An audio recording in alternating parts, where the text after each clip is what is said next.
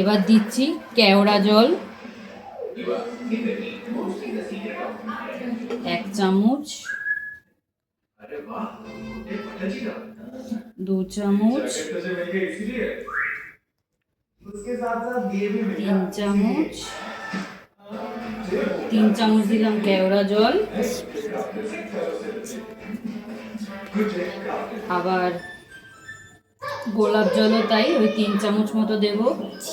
1, 2, 3 আর একটুখানি দিয়ে দিলাম। লাস্ট দিলাম মিঠা আতর।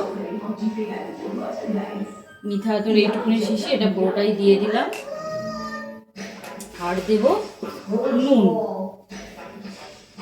স্বাদ মতো নুন। স্বাদ মতো নুন দিলাম।